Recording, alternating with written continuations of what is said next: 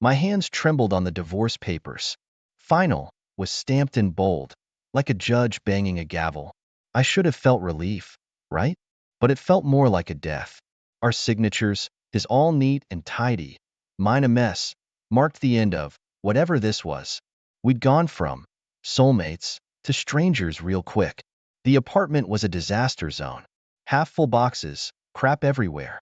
Like someone threw a bomb into the middle of our life. It should have been satisfying, seeing all our stuff in disarray, but damn, it just sucked. He'd packed and left while I was at work. Coward. The closet where his clothes used to hang was empty, and it was like a hole had ripped open in my chest. I found one of his old sweatshirts at the bottom of a drawer. Took a whiff and damn near broke down right there. Stupid t-shirt smelled more like him than he ever did those last few months. My phone lit up, brother's name. He always knew something was off. I wasn't gonna pick up, not gonna hear his, "I told you so." Shame made my face burn, and I chucked the phone on the couch. Every corner of this place screamed memories. I wanted to wipe it all clean, burn it down and start over. But there was no starting over after this. There was just ending. I sat in the mess, feeling the ache settle in my bones. This wasn't some dramatic breakup. This was a long, slow death, and we'd both helped dig the grave. It was pathetic. Pathetic that I was still here. Pathetic that it hurt so damn much. Pathetic that I was such a screw-up. My phone buzzed again. Still my brother. Guess he wasn't gonna give up. Not like I could blame him. This mess didn't just wreck me. It wrecked my whole family. I sighed. I supposed I owed him this much, at least. "Hey, sorry I missed your calls." I mumbled into the phone. It was like I'd swallowed a rock. "You okay?" My brother's voice rough, like he'd been smoking too much. Typical for when he was stressed. "Yeah. Well, no. It's done." The finality of that word hung in the air, heavy and suffocating. Christ, sis. I'm sorry. He wasn't the "I told you so" type, lucky for me. More the "let me punch that jerk" type. The tears I'd been fighting all day finally broke loose. It wasn't even a fight. Just over. I choked out the words, a pathetic mess on the floor. "You want me to come over? Kick in some doors?" He sounded half joking, half dead serious. "No." I took a shaky breath. Mom and Dad would freak. They didn't know yet, and I wasn't exactly looking forward to that heart-to-heart. "All right. You need anything? Food? Help moving his crap out? I'll figure it out." I didn't want him seeing me like this. Seeing the apartment in this state. We hung up, and the apartment felt even emptier. I should have been doing something. Packing, cleaning, anything. But the weight of it all kept me stuck to the floor. Instead, my mind kept drifting back to him. It started innocently enough. Just a smile across a busy coffee shop.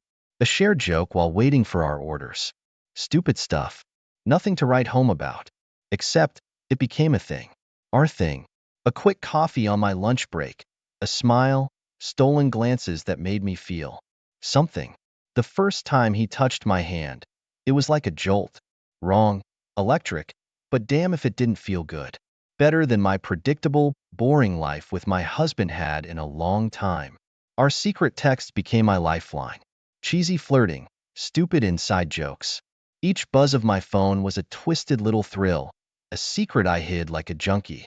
I'd lie to my husband, stupid late-night meetings, book clubs I hated, just to get an hour or two with him. The guilt ate at me, sure. But those moments he looked at me like I was the only woman in the room. It drowned out everything else. I hated nights the most. The quiet of the apartment was deafening. No TV playing in the background. No dishes clinking. No stupid fights about whose turn it was to take out the trash. Just silence. We hadn't really talked in weeks. Not really, small stuff. "Can you pass the salt?" Or, "I'll be out late." It was like living with a roommate you barely knew, which was sadder than it should have been. Our favorite places. The pizza joint we hit up on lazy Fridays. The park where we used to walk the dog. They felt off limits now, tainted. I'd call Jen, my friend since high school, the one who always got the messy details. One too many drinks later, I'd be spilling it all, the guilt, the shame, the thrill of it. I could hear her judging me, even if she didn't say it out loud. But hell, I was judging myself too.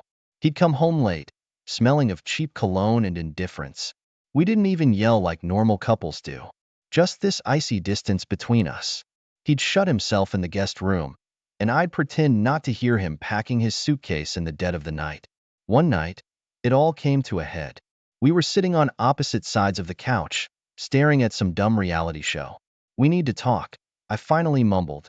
That word, break, hung in the air. It wasn't a surprise. We both knew it was coming. Still, it felt like someone had punched me in the gut. "Yeah," he said, voice flat. I figured. For someone who was supposedly my best friend, my soulmate, the forever guy, he didn't exactly seem heartbroken. "Where will you go?" It came out like a squeak.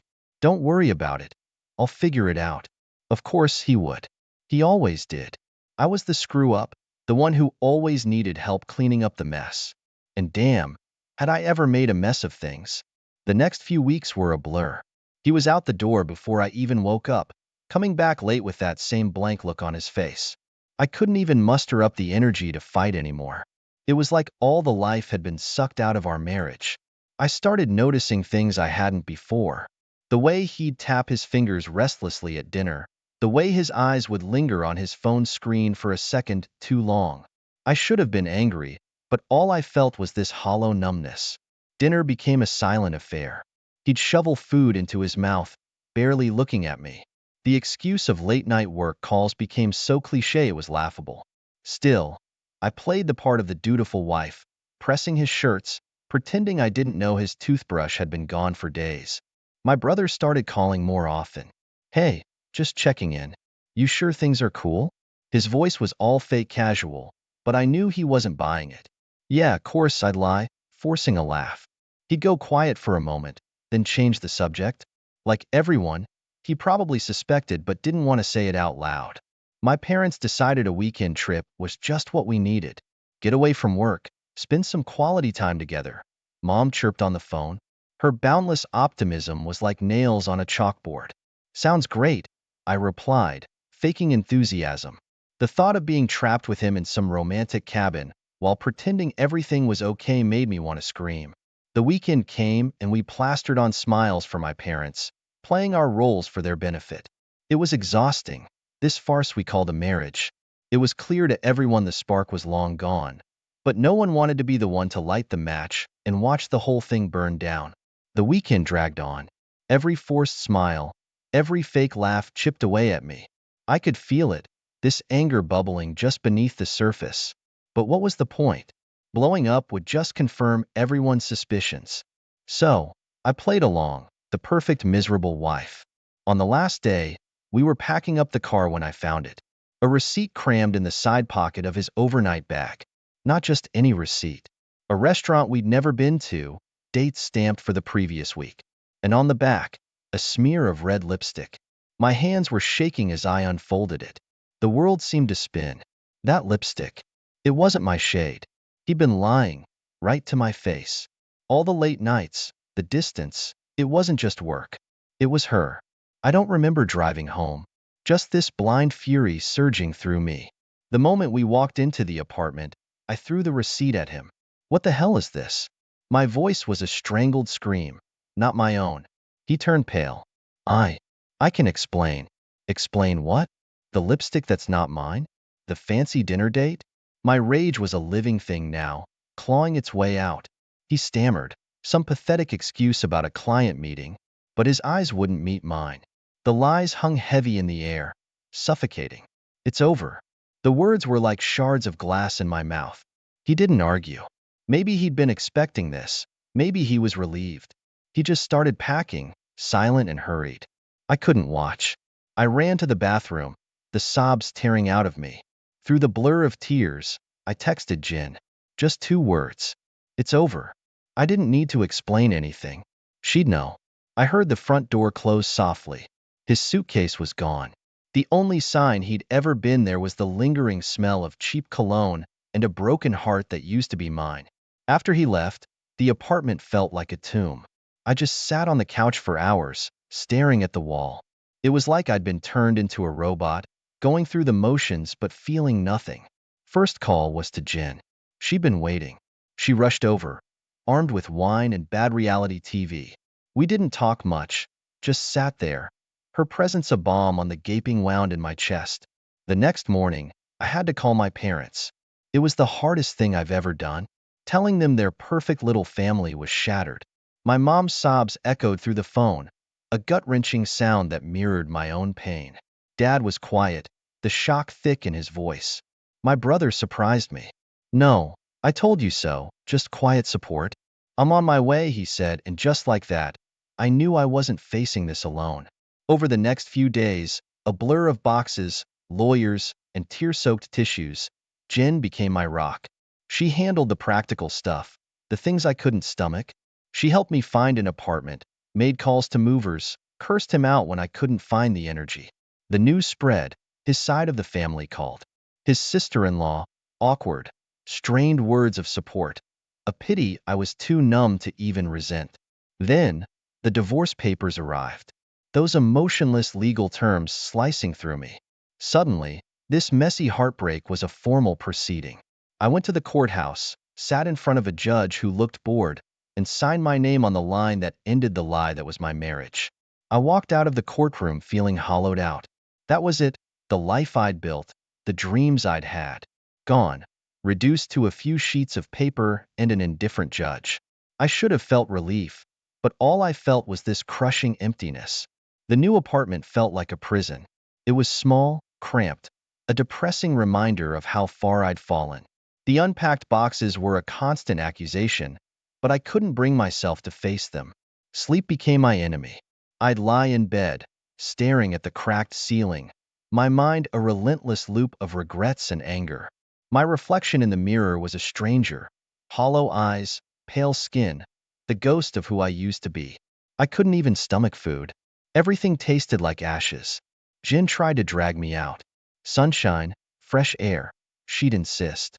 But the outside world felt too harsh, too unforgiving. I just wanted to curl up into a ball and disappear. Nights were the worst. I'd dissect every stupid argument, every missed sign, every lie he told and every lie I told myself. The guilt was a physical ache, a heaviness I couldn't escape. "You need therapy," Jen said, her voice gentle but firm. I bristled. The idea of spilling my guts to a stranger was horrifying. My mess was too shameful for that. Then one day, I found myself on the couch, staring at an old photo album. Wedding pictures. Us, smiling, so freaking happy. It felt like a punch in the gut. We were supposed to be the ones who made it, the ones who had it all figured out. What a joke. The tears came then, hot and uncontrollable, soaking the pages of the album. It was the first time I'd cried real tears in weeks. The first time I didn't feel completely numb. The next day, walking home from the grocery store, I bumped into Mrs. Robinson, my high school English teacher. There was a kindness in her eyes, a concern that chipped away at my carefully crafted shell. Before I knew it, the words were tumbling out. "My marriage, it's over. I messed up." Her hand on my arm was surprisingly comforting. This woman, who I'd always been a little afraid of, was the first person who didn't judge me. Maybe that's why I was able to admit the whole ugly truth, not just about him, but about the choices I'd made. Mrs. Robinson listened without judgment. I left that afternoon feeling an odd sense of, not peace, but less alone. Maybe Jen was right. Maybe I did need therapy. I didn't make an appointment, but the thought felt less terrifying. Her face was everywhere, not his, hers. In my mind, she became the villain of my story. I knew it was irrational, but there was a twisted need to find her, know her. I started with the obvious, social media. It didn't take much digging to uncover her online life. She was everything I expected. Younger, prettier, that carefree glow I had lost years ago. Her Instagram was full of perfectly posed yoga shots and avocado toast. Every smiling selfie was like a knife to my gut. The jealousy was a shock, a hot, shameful sensation. Why did she get to be the happy one? I hated her, hated myself, hated this whole pathetic mess. One day, I found myself driving by her work, a cute little coffee shop downtown. Some dark part of me wanted to see her in the flesh, to confront her. Cooler heads prevailed. I knew it was a terrible idea, but the impulse scared me. Back in my apartment, Another wave of rage washed over me. I grabbed my phone and typed out a furious text. You ruined my marriage. You destroyed my life. I stared at it for what felt like hours, finger hovering over the send button. Jin, bless her heart, was not amused. You're obsessing, she said the next time we met. It's unhealthy. I knew she was right, but I couldn't shake this need to blame someone, anyone besides myself. How could I move on when I was still haunted by the ghost of this woman I'd never even met? It was eating me alive. Jen finally bullied me into therapy. I walked into that first session armed with excuses and a deep-seated fear of revealing all my ugly truths. But Dr. Miller was disarming.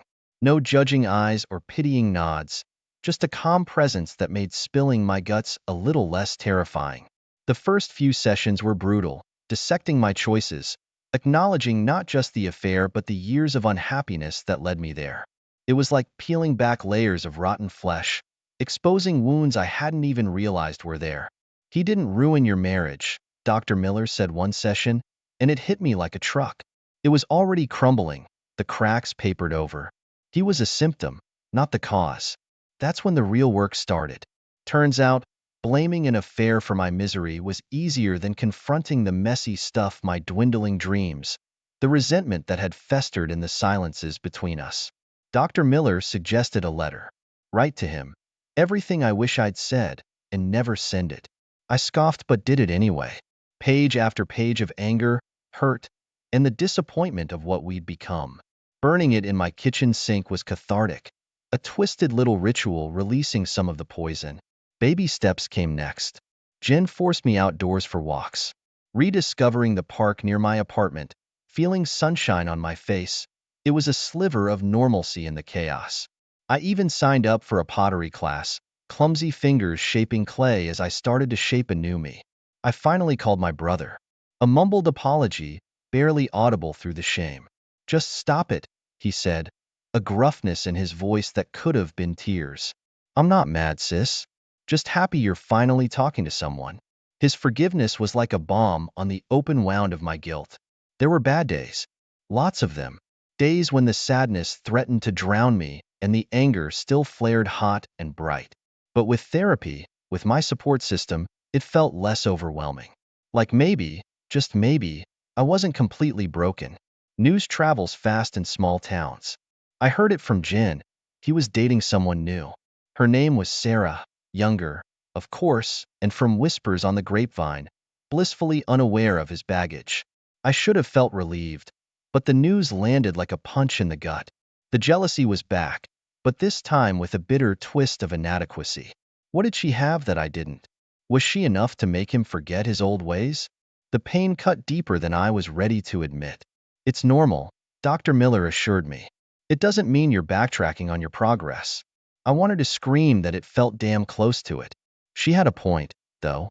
Celebrate the small victories, she always said. And there were victories. I was sleeping more, eating better. There were mornings I woke up and didn't immediately think of the mess I'd made. The rest of the world, however, wasn't so subtle. Suddenly, people I'd known for years avoided eye contact. Rumors, fed by pity or malice, painted me as the town villain. The cheating wife label was seared into my skin, a constant, humiliating reminder. Then, it happened. The grocery store.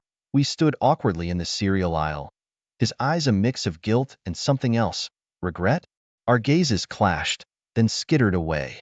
A beat of silence hung thick in the air, heavy with unspoken words. In that moment, I think we both felt at the shared pain, the sheer waste of it all. We turned away, strangers once more, leaving devastation in our wake. The idea of dating filled me with dread. How could I tell someone new about this? Would they see me as damaged goods? But then again, wasn't I? With Jen's relentless prodding, I joined a book club. It felt forced, small talk with strangers when my insides still felt raw. But it was a start. My parents, bless their hearts, were a constant. Their own disappointment was clear, but beneath it all, unwavering love. They were the ones who reminded me that some bonds are unbreakable, even when you feel most broken. 1 year passed, too. The ache became less insistent, a dull throb instead of a gaping wound. I won't pretend the scar isn't there, a constant reminder, but it doesn't define my every waking moment anymore. Forgiveness is a long road. I'm not sure I've reached that destination, especially when it comes to myself. But acceptance? That's starting to flicker.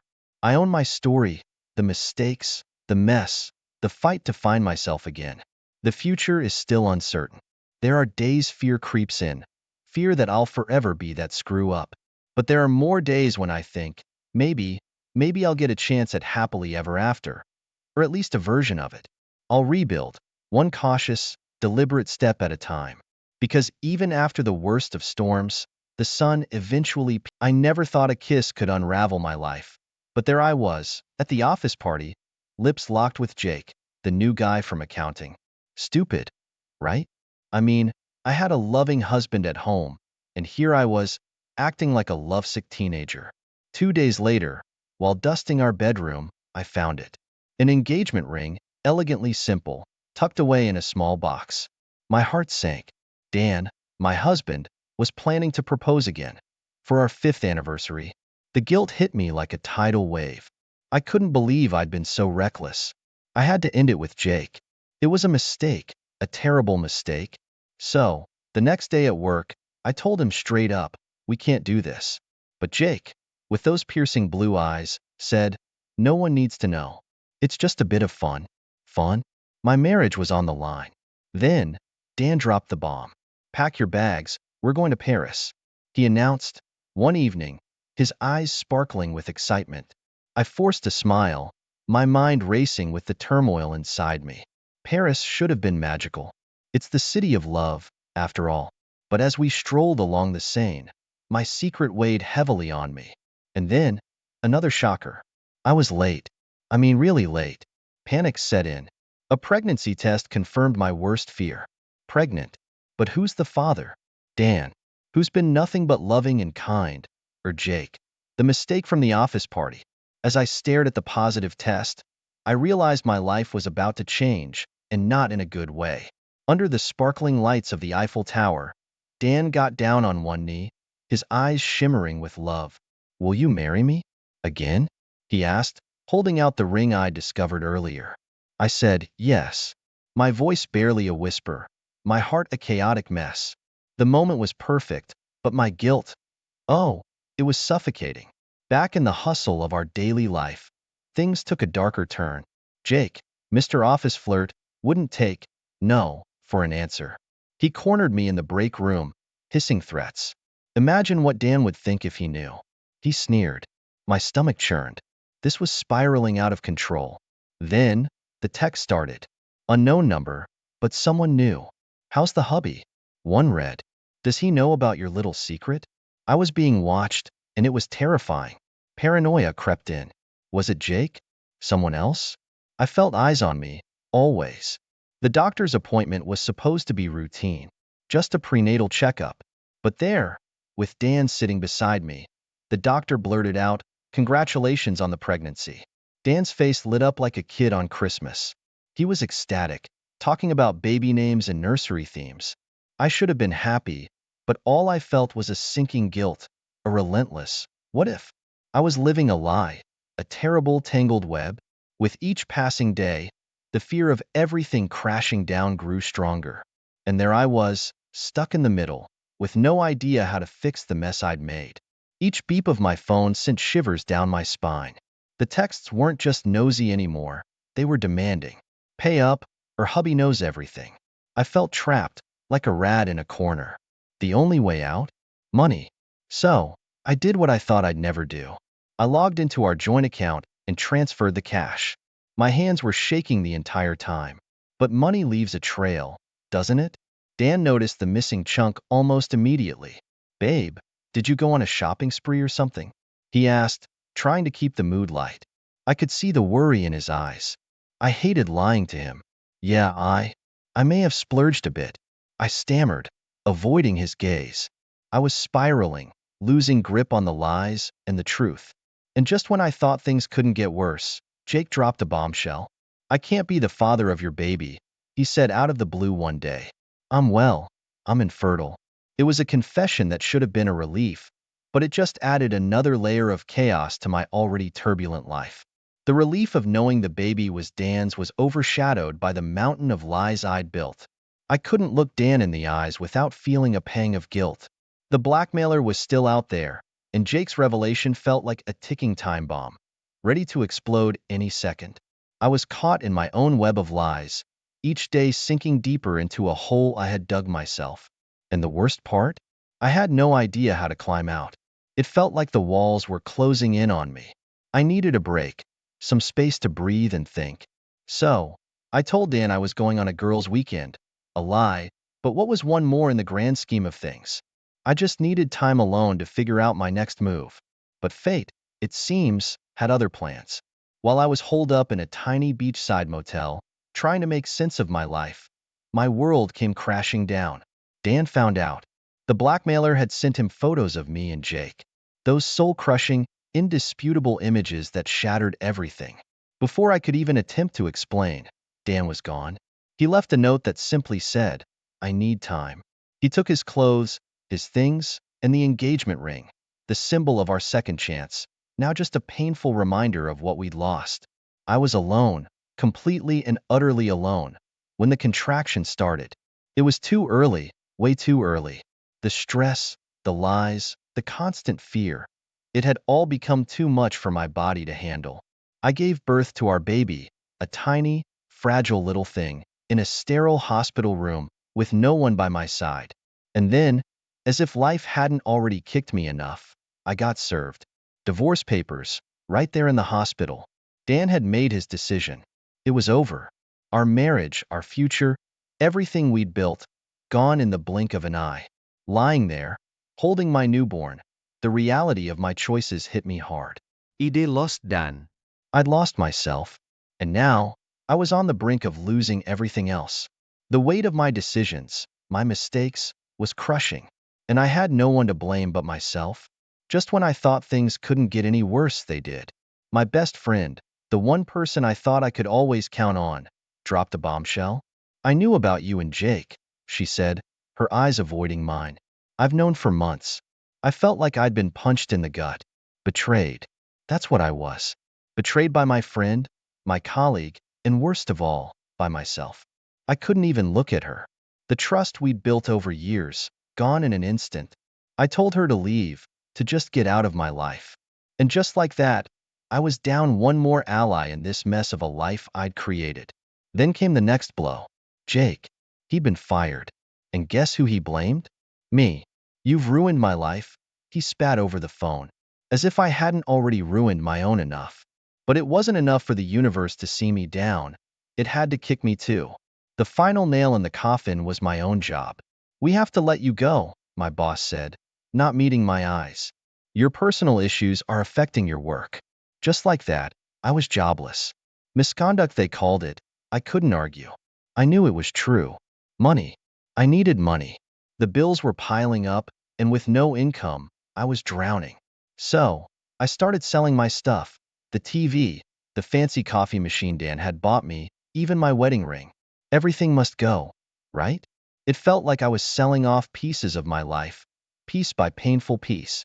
Sitting in my nearly empty apartment, surrounded by the remnants of a life I once loved, I realized just how far I'd fallen.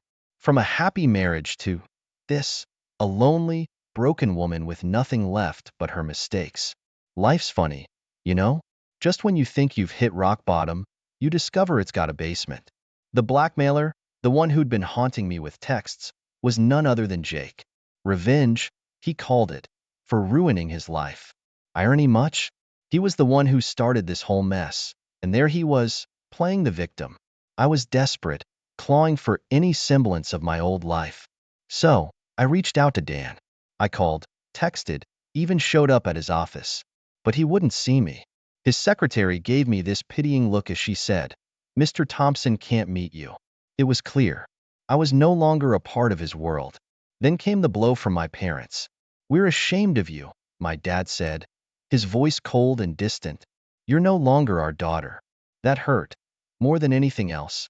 Disowned, abandoned, all because of a few stupid choices. With no job, No family and almost no money. I moved into the only place I could afford, a rundown apartment in a sketchy part of town. The walls were thin, the neighbors loud, and the smell, well, let's just say it wasn't pleasant. But it was all I had. And then, amidst the chaos, life decided to throw me another curveball. I went into labor, alone and scared, in that dingy apartment. I remember the ambulance ride, the bright lights of the hospital, but most of all, I remember the deafening silence. No husband holding my hand, no excited grandparents waiting outside. Just me, bringing a new life into my broken world. Holding my baby for the first time should have been the happiest moment of my life. Instead, it was bittersweet. This tiny, perfect little being, and all I could think about was everything I'd lost, everything I'd destroyed. I was a mother now, but at what cost? Life has a cruel way of kicking you when you're down. Just when I thought I couldn't lose anymore, Dan filed for full custody of our baby. His lawyers painted a picture of my life that was hard to deny. Unstable, unemployed, living in a dump. I read the papers, each word like a punch to the gut, knowing I was on the brink of losing my little ray of hope. Then, out of nowhere, Jake reappeared. "Mister, I caused all your problems," now playing the hero, offering help. "I feel responsible," he said, his eyes not quite meeting mine. I wanted to scream, to tell him he was the last person I needed help from, but desperation has a funny way of silencing pride. So, I accepted, telling myself it was just until I got back on my feet. But Jake's help came with strings attached. He moved in, to help with the baby, he said.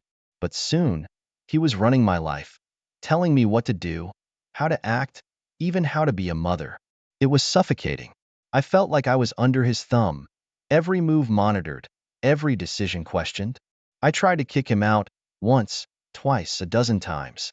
But each time, he'd get this look in his eyes, this scary, dark look, and he'd say, "If I can't have you, no one will." I knew then that I was in danger. This wasn't just about control, it was about ownership. He saw me as his property, something he could control and manipulate. So, I planned my escape, waiting for the right moment. But every time I thought I had a chance, Jake would reel me back in with threats.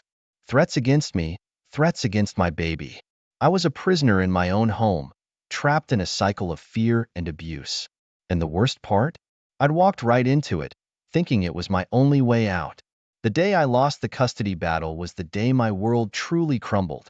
The judge's words echoed in my ears, full custody to Mr. Thompson. Dan won, and who could blame him? My life was a mess. I watched, numb, as he left the courtroom, our baby cradled in his arms. That image, it haunted me, a constant reminder of everything I'd lost.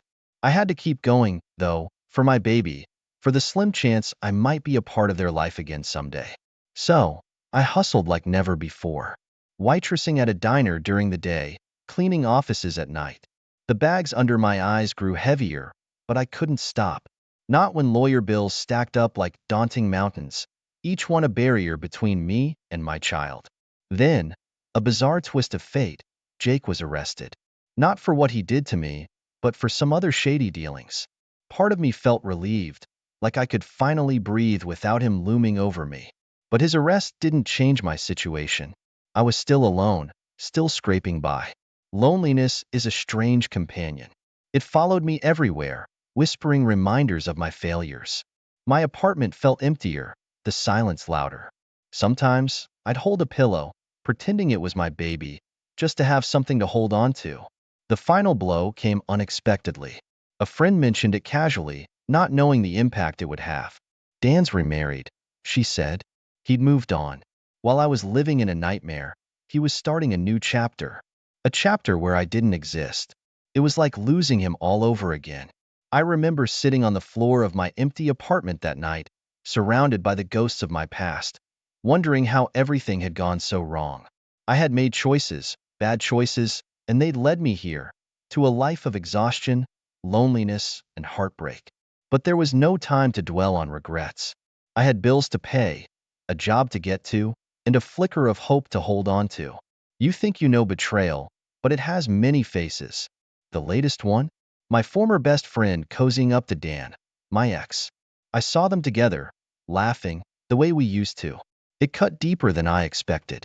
She was part of my past, a past that seemed to be slipping further away, taking pieces of my heart with it. Things kept spiraling. The money I scraped together wasn't enough. The landlord had enough of my late payments. One morning, I found my belongings on the street, the door to my apartment locked. Evicted. The word echoed in my mind, a stark label of my failure. With nowhere to go, I swallowed my pride and found refuge in a homeless shelter. The first night, I lay on a thin mattress, listening to the snores and whispers of others in similar plight. I felt invisible, a ghost wandering through the remnants of a life that once held promise.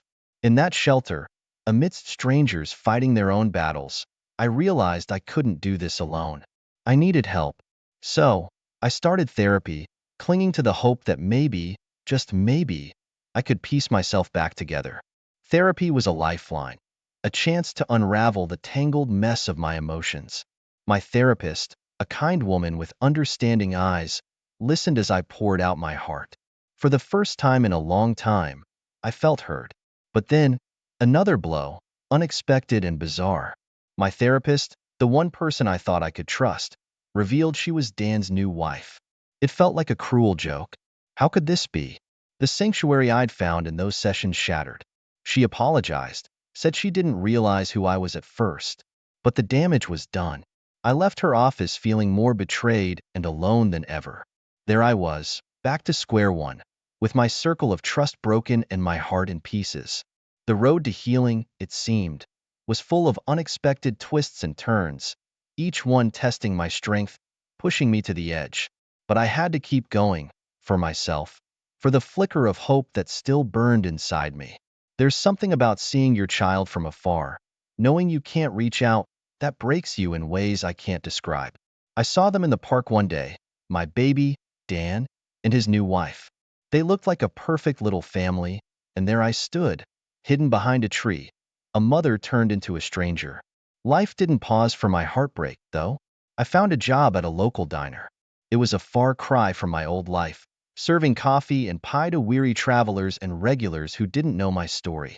Every penny I earned was a battle, barely enough to keep me afloat, but it was honest work. It kept me going. Just when I thought I'd found my rhythm, life threw another curveball. I started getting these headaches, you see, and they weren't just any headaches. After a bunch of tests, the doctor gave it a name.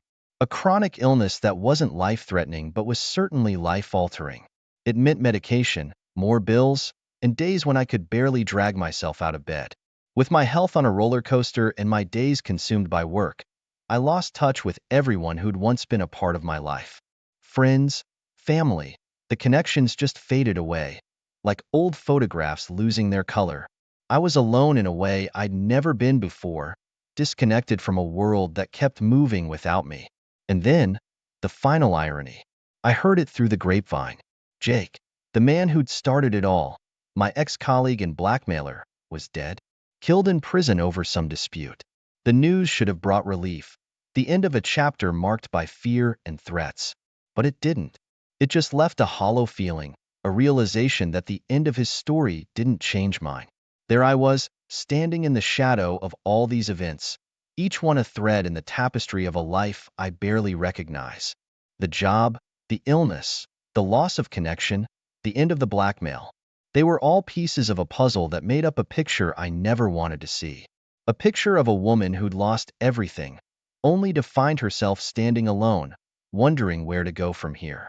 Every day at the diner became a reminder of how much my life had changed. The clatter of dishes, the chime of the cash register, the smell of coffee. They were constants in a life that had been anything but stable. It was a simple, unremarkable routine, but in its simplicity, I found a kind of solace, a rhythm to hold on to. But life has a way of reminding you of what you've lost, often when you least expect it. One day, as I wiped down tables, I saw a family laughing together. The sound of their joy was like a punch to the gut, a stark contrast to the silence of my own existence. It was moments like these when the weight of everything I'd lost pressed down on me, a tangible reminder of a past I couldn't return to. Despite the struggles, I found small victories in my daily life. I managed my illness with medication and grit, learning to navigate the bad days with a quiet resilience. The job paid just enough to keep me going, and in the faces of the regulars, I found a semblance of community, a reminder that I wasn't completely alone. But the hardest part was the silence from my old life. Friends who'd once been a text away. Family who'd shared every holiday, now just distant memories. I reached out a few times, but the conversations were brief, strained. It was clear. I was a part of their past, not their present. The realization stung, but it also brought a sense of closure. I was on my own, truly on my own, and it was up to me to make something of this new life. As for Jake, the news of his death lingered in my mind. His end was abrupt, a life marked by mistakes and misdeeds, much like my own. But unlike Jake, I had a chance to rewrite my story, to find a path through the mess I'd made. His death, in a strange way, felt like a release, a freeing of the chains that had bound me to a past I needed to leave behind. So, there I was, standing behind the counter of the diner, pouring coffee and making small talk, a world away from the life I'd once known. Each day was a step, however small, towards something new, something better. And in those steps, I found hope, a glimmer that maybe, just maybe, I could find redemption in this unassuming new. The air buzzed with the energy of new connections and bright ideas at the conference, but none of it compared to the electric shock I felt when I met him. Let's call him Mr. Charming. From the moment our eyes locked, I knew I was playing with fire. And oh, how I loved the warmth. We started talking over coffee breaks, and soon those chats spilled into late-night texts. I told myself it was just a harmless fling, a little adventure in my otherwise predictable life. I was careful, or so I thought, maintaining the facade of the devoted wife at home. But lies are like shadows, they follow you everywhere. My husband, who was always more perceptive than I gave him credit for, started noticing. The late nights at the office, my phone buzzing at odd hours. I could see the questions in his eyes, but I danced around them with excuses that sounded hollow even to my own ears. The affair, if I can still call it that, took on a life of its own. It was no longer just a diversion, it was a craving. The more I tried to conceal it, the more it consumed me. I was living a double life, and the thrill was intoxicating. Then came the day my husband found that text. It wasn't even anything explicit, just suggestive enough to shatter the illusion I had so carefully built. The look on his face, a mix of heartbreak and disbelief, is etched into my memory. I try to explain, to lie, to do anything to fix it, but some cracks are too deep to repair. In that moment, I realized the cost of my thrill. The price was the trust of the man who had stood by me through everything. I had gambled everything on a fleeting moment of excitement, and now the bill was due. The chapter of my life as I knew it was closing, and a new, uncertain one was beginning. The moment I walked through our front door that evening, I could feel the tension thick in the air, like a storm waiting to break. My husband was there, his face a mask of hurt and anger, the incriminating text message in his hand. Care to explain this? He asked, his voice dangerously calm. I panicked. Denial seemed my only refuge. It's nothing, I lied, trying to snatch the phone from him. But the lie was brittle, and it shattered under the weight of his gaze. The argument that followed was a blur of accusations and denials, a verbal tornado that left nothing but devastation in its wake. In the aftermath, I made a choice that would change everything. I decided to leave my husband for Mr. Charming. The decision felt like jumping off a cliff, exhilarating and terrifying in equal measure. I told myself it was for love, but deep down, I knew it was escape. Breaking the news to my friends and family was like watching dominoes fall, one by one. Their expressions shifted from shock to disbelief to disapproval. Many of them distanced themselves from me, their silence louder than any words of condemnation. Moving in with Mr. Charming should have been the start of a new chapter, but it felt more like stepping into a tangled web. The excitement of our secret meetings was replaced by the reality of everyday life together, and the guilt I felt towards my husband was a constant shadow, darkening even our happiest moments. And then came the harsh wake-up call of financial struggle. The divorce was messy, draining my resources and energy. Lawyers' fees piled up, and with each bill, My new life with Mr. Charming seemed less like a dream and more like a precarious house of cards, ready to collapse at any moment. It was a chapter of my life marked by bold decisions and harsh consequences, a whirlwind that swept away the life I knew and left me in uncharted territory, filled with uncertainty and regret. The rose-colored glasses started to come off, and what I saw made my heart sink. Mr. Charming wasn't the man I thought he was. The first red flag was his controlling behavior. He had opinions on everything: what I wore, who I talked to, where I went. It was suffocating. I'd left my husband for freedom, but here I was, feeling caged all over again. Meanwhile, the divorce proceedings were a slap in the face. My husband, once so loving and understanding, was now distant and cold, his lawyers slicing through my defenses like a hot knife through butter. The judge ruled in his favor, citing my infidelity. I was left with almost nothing, a bitter pill to swallow. The fallout didn't end there. Close friends who I thought would be by my side took my husband's side. The invites dried up, the phone calls stopped. I was a social pariah, the subject of hushed whispers and pointed fingers. The loneliness was crushing. But the hardest blow was my children. They looked at me with a mixture of confusion and hurt. I was no longer just mom. I was the woman who broke up their family. Our conversations were strained, filled with long silences and forced smiles. I missed them terribly, but they were drifting away, pulled by the tide of my own making. Then came the bombshell that shattered whatever illusion I had left. Mr. Charming was seeing someone else. The realization hit me like a ton of bricks. All the secrets, the lies, the sacrifices, for what? I was just another name on his list. Betrayal has a bitter taste, especially when you've betrayed others for it. It was a chapter of my life filled with harsh lessons. I learned that freedom comes with a price, that choices have consequences, and that sometimes, in seeking happiness, we lose what we hold most dear. I was left grappling with the rubble of my decisions, trying to find a way to rebuild from the wreckage. The confrontation with Mr. Charming was like a volcano erupting. Years of pent-up emotion, betrayal, and frustration boiled over. "How could you do this to me?" I shouted, my voice raw with anger and pain. The fight was loud and ugly, a stark contrast to the quiet, secret beginnings of our affair. He was defensive, unapologetic. In the end, he told me to leave.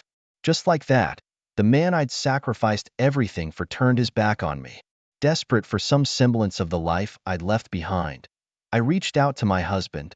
I pleaded for forgiveness, for a second chance. But his response was a firm, resounding no. The pain in his voice was clear, but so was the resolve. I had broken something that couldn't be mended. With nowhere to go, I found myself drifting. Friends who might have taken me in were long gone, burned by the bridge I'd set aflame. I was alone, truly alone, scouring for any place to stay. The few options available were a far cry from the comfort of the life I once knew. Financial hardship was a noose around my neck, tightening with every passing day.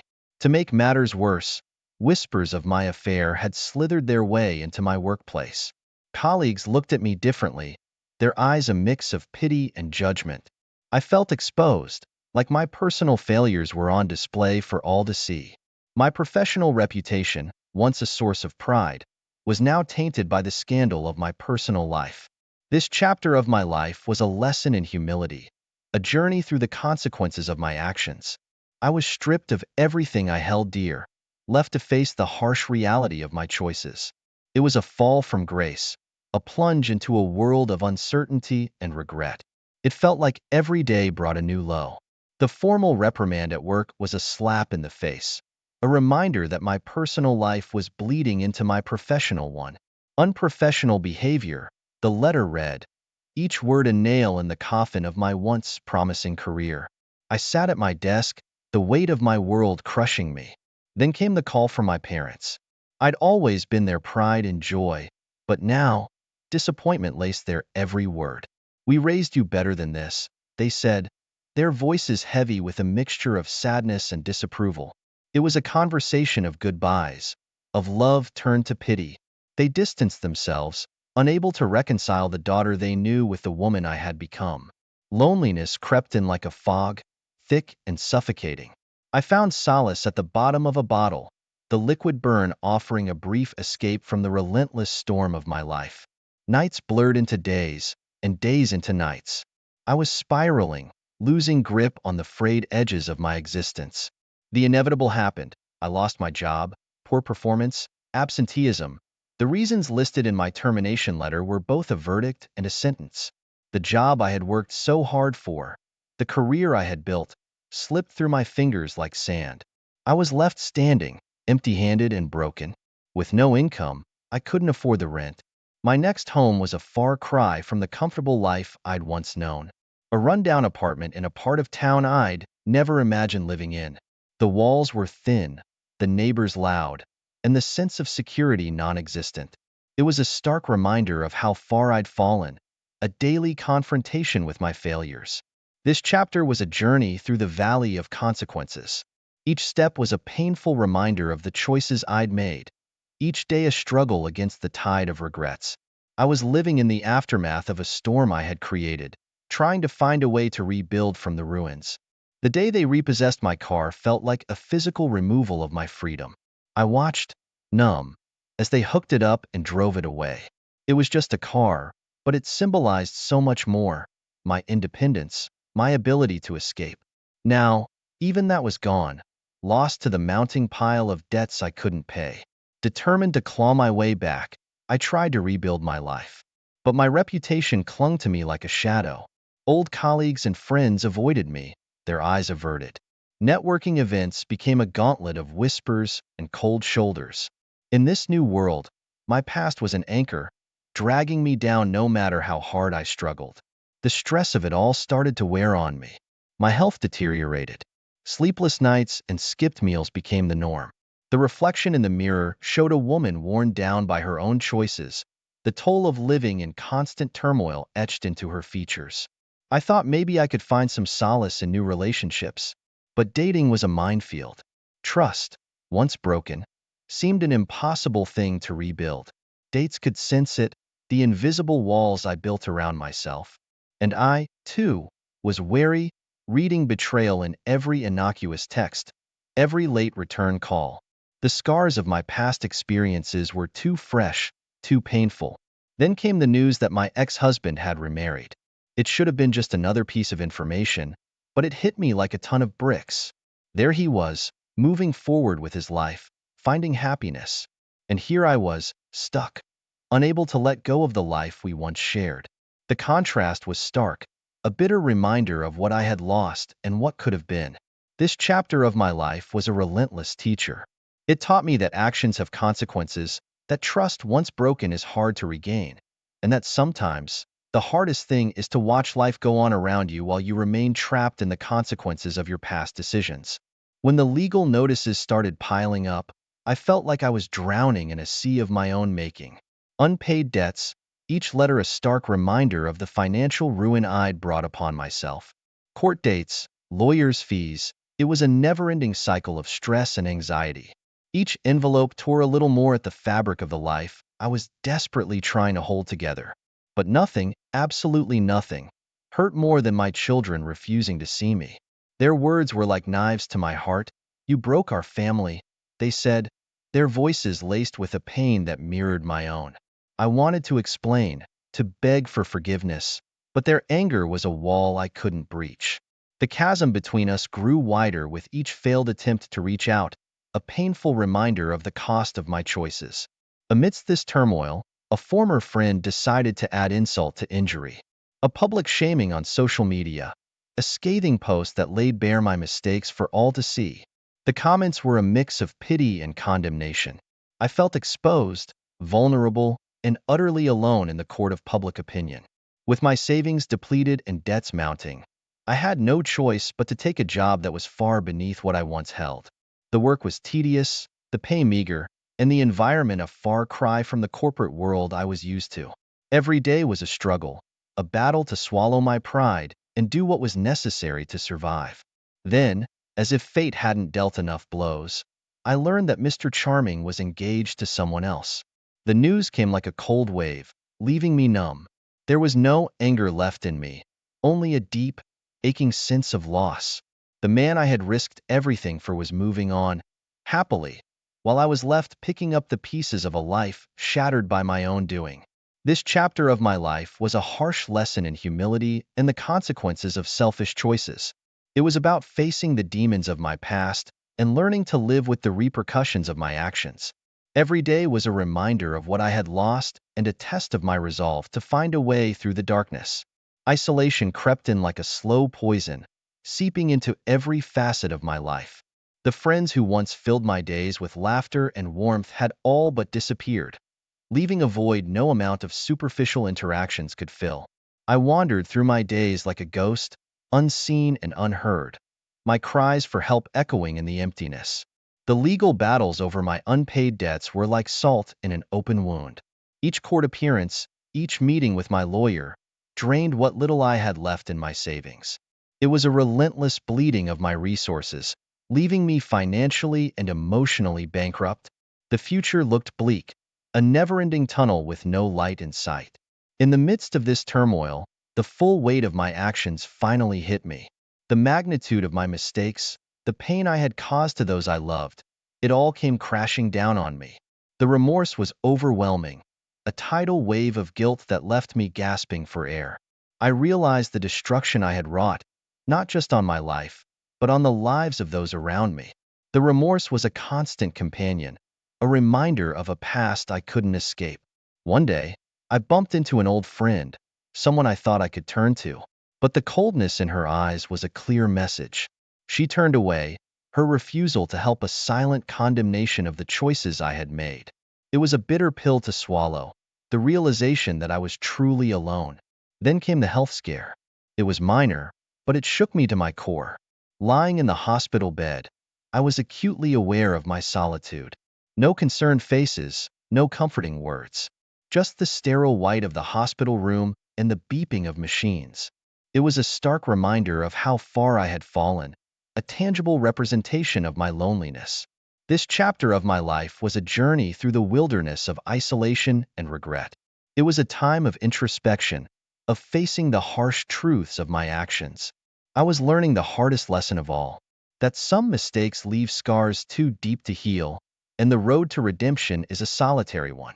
Just when I thought things couldn't get worse, I came home one day to a ransacked apartment. My few valuables gone. The invasion left me feeling exposed, vulnerable in a way I'd never experienced before. The walls that were supposed to keep me safe now seemed paper thin, and every creak in the night sent a jolt of fear through me. It was more than the loss of material things. It was a stark reminder of my fragility in this new life I'd carved out. In my desperation for some semblance of normalcy, I reached out to my family. The call was one of the hardest things I've ever had to do. "Can we talk?" I asked, my voice barely above a whisper. Their response was hesitant, laced with years of hurt and disappointment. We met, but the distance was palpable, the conversation strained. Rebuilding those bridges, I realized, would take more than just apologies. Then I heard the news. My ex-husband's new wife was pregnant.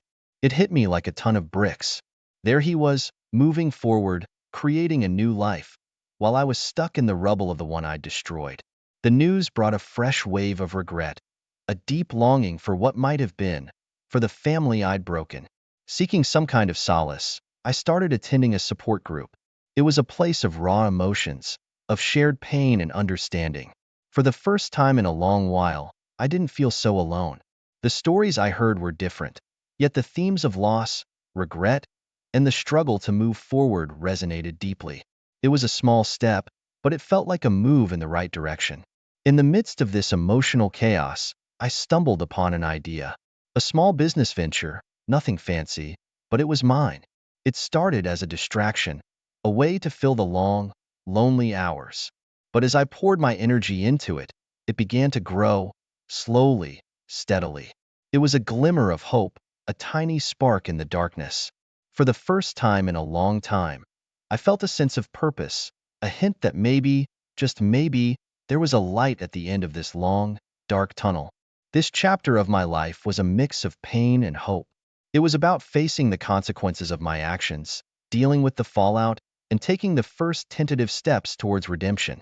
It was a reminder that even in the deepest despair, there are moments of light, however faint. Just as I thought I was turning a corner, my little business hit a rough patch. Sales dwindled, and each setback felt like a personal failure. It was like my life story. Every time I tried to stand up, something would knock me back down. The struggle with the business was a mirror to my own struggles, a reflection of the turmoil that still churned within me. In search of some kind of redemption, I started volunteering at a local shelter. It was humbling work, miles away from the corporate world I once thrived in. Yet, in the faces of those I helped, I found a sense of purpose. It was a small step towards making amends, a way to give back even as I grappled with my own demons. Out of the blue, a lifeline came from an unexpected source. A former colleague reached out with a freelance job. It wasn't much, but it was a start. It felt good to be back in my element, to feel valued for my skills again. The work was a reminder of who I was before everything fell apart, a glimpse of the professional woman I used to be. Slowly, painstakingly, I began to rebuild my life. It was a process filled with setbacks and small victories, each day a battle against the ghosts of my past. The journey was long and often lonely, but with each step, I grew stronger, more resilient. The past still haunted me, but it no longer defined me. As I sit here alone, reflecting on the journey, I realize how much I've lost and how much I've learned. The hard lesson of fidelity and consequences is etched deep in my soul. I understand now the value of trust, the importance of honesty, and the irreplaceable nature of family and true friends. My choices led me down this path, but they have also shown me the way forward. This chapter of my life closes with me alone, but wiser. It's a story of loss, but also of growth. A tale of a woman who fell from grace, only to slowly find her way back through the thorny path of redemption. It's not a happy ending, but it's an ending filled with hope and a newfound understanding of